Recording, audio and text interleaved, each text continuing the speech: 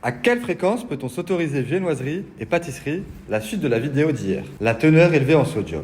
Les viennoiseries sont aussi assez salées. Un pain au chocolat contient entre 0,50 g et 0,60 g de sel, ce qui couvre déjà un dixième des recommandations quotidiennes de l'OMS. Et une tarte au citron en contient 0,20 g.